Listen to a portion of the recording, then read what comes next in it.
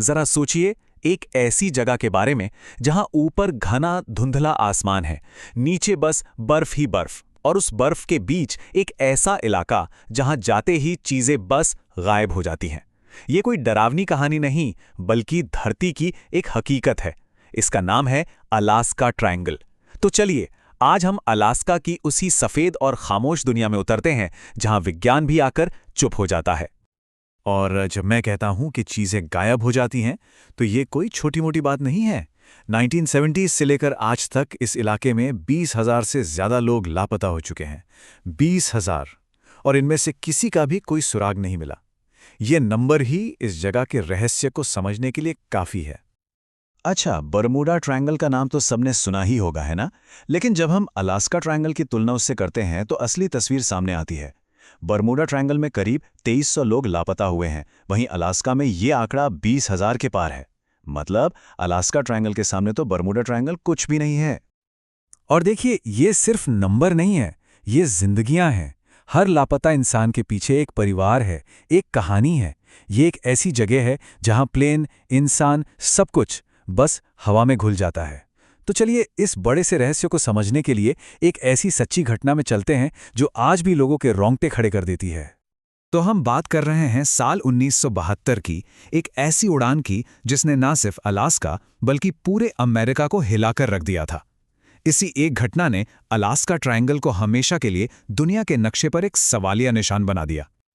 देखिए, ये कोई आम फ्लाइट नहीं थी। इस छोटे से प्लेन में अमेरिका के कुछ बहुत बड़े, मतलब बहुत ही पावरफुल लोग बैठे थे। इसमें अमेरिकी हाउस के मेजॉरिटी लीडर हेल बॉग्स भी थे। ये सब एंकरेज से जूनो जा रहे थे, लेकिन अपनी मंजिल पर कभी नहीं पहुंचे। और सब कुछ इतनी तेजी से हुआ कि यकीन करना मुश्किल है। 16 अक्टूबर 1972 को प्लेन ने उड़ान भरी, सब कुछ नॉर्मल था। और फिर सिर्फ 10 मिनट बाद आखिरी रेडियो कांटेक्ट होता है, और उसके बाद खामोशी, पूरी तरह से सन्नाटा। ऐसा लगा जैसे वो प्लेन कभी था ही नहीं। इसके बाद जो सर्च ऑपरेशन शुरू हुआ, वो अमेरिका के इतिहास का सबसे बड़ा सर्च ऑपरेशन था। आप अंदाजा लगा सकते हैं कितना बड़ा सर्च ऑपरेशन चला होगा। नेवी, एयरफोर्स, कोस्ट गार्ड सब लग गए, और उन्होंने 3,25,000 स्क्वायर मील का इलाका छान मारा। ये बहुत बहुत बड़ा एरिया होता है।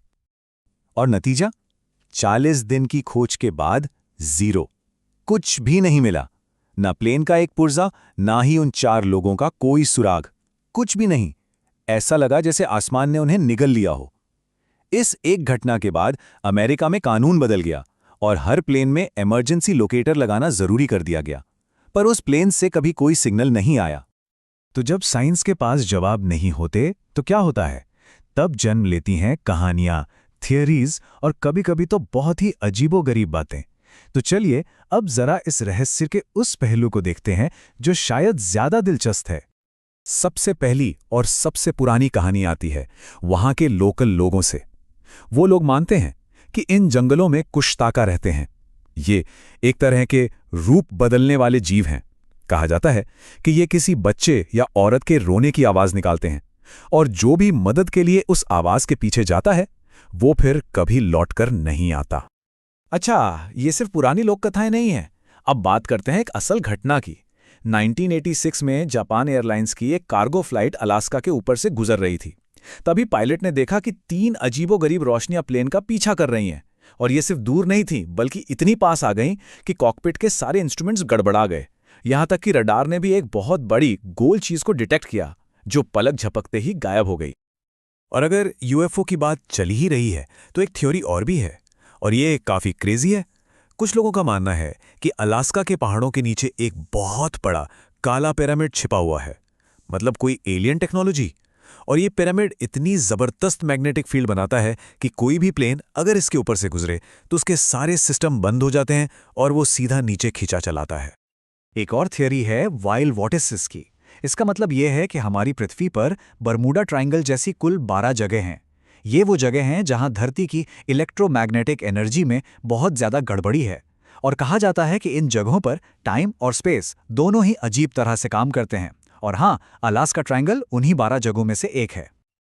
अच्छा, ये सब तो हो गई एलियंस, पिरामिड और दूसरी दुनिया की बातें, लेकिन क्या इसका कोई सीधा साधा वैज्ञानिक जवाब भी हो सकता है? चलिए अब जरा दिमाग को इन सब कहानियों से हटाकर साइंस की तरफ लगाते हैं। सबसे पहले तो ये समझना होगा कि अलास्का कोई घूमने फिरने वाली जगह नहीं है। ये बहुत ही बेरहम जगह है। यहाँ के ग्लेशियर्स लगातार खिसकते रहते हैं, मतलब ज़मीन ही स्टेबल नहीं है। और इन ग्लेशियर्स के नीचे सैकड़ों फीट गहरी दरारें छुपी होती हैं। तापमान -40 डिग्री तक चला जाता है। और मौसम का तो कोई भरोसा ही नहीं, कभी भी भयानक तूफान आ सकता है। और वहाँ एक बहुत ही खतरनाक चीज़ होती है जिसे वाइट आउट कहते हैं। सोचिए, आपके चारों तरफ सिर्फ सफ़ेद बर्फ है और ऊपर आसमान भी सफ़ेद बादलों से ढका है। आपको पता ही नहीं चलेगा कि ज़मीन कहाँ ख़त्म हो रही है और आसमान कहाँ से शुरू हो रहा है। मतलब आप पूरी तरह से दिशाहीन हो जाते हैं। ऐसे में किसी भी पायलट से गलती होना बहुत आम बात है। और मान लीजिए कोई हादसा हो भी गया तो प्रकृति सबूत मिटाने में देर नहीं लगाती। जैसे ही कोई प्लेन क्रैश होता है या कोई इंसान खो जाता है, कुछ ही घंटों में इतनी बर्फ गिरती है कि सब कुछ बर्फ की मोटी चादर के नीचे दब जाता है। मतलब ढूंढने वालों के लिए कोई निशान ही नहीं बचता, सब कुछ गायब। और एक चीज और है, जंगली जानवर। अलास्का के इन जंगलों में इंसानों से कहीं ज्यादा तो भालू रहते हैं। तो अगर कोई इंसान रास्ता भटक जाए तो उसका सामना किससे होगा, इसका अंदाजा लगाना मुश्किल नहीं है। तो एक तरफ हैं वैज्ञानिक कारण और दूसरी तरफ है ये अजीबोगरीब थियोरीज। लेकिन सवाल ये है कि क्या सिर्फ विज्ञान, क्या सिर्फ खराब मौसम और भालू इतने बड़े पैमाने पर हो रही घटनाओं को समझा सकते हैं? और यही बात इस पहेली को और उलझा देती है। देखिए, साइंस ये तो बता देता है कि कोई एक दो लोग या छोटा प्लेन कैसे गायब हो सकता है। ठीक है, मान लिया। लेकिन 20,000 से ज्यादा लोग, बड़े बड़े प्लेन, बिना कोई इमरजेंसी सिग्नल दिए, क्या सिर्फ प्रकृति ये सब कर सकती है? ये सवाल, इसका जवाब साइंस के पास भी ठीक से नहीं है। तो आखिर में सवाल वहीं का वहीं खड़ा है। 20,000 से ज्यादा लोग, ये कोई मजाक नहीं है। क्या इसका जवाब सिर्फ अलास्का की बेरहम प्रकृति है, या फिर उस बर्फीली जमीन के नीचे वाकई कोई ऐसा राज दफन है जिसके बारे में हम कुछ नहीं जानते? शायद इसका जवाब हमें कभी नहीं मिलेगा। वो हमेशा के लिए उसी बर्फ में ही दबा रहेगा।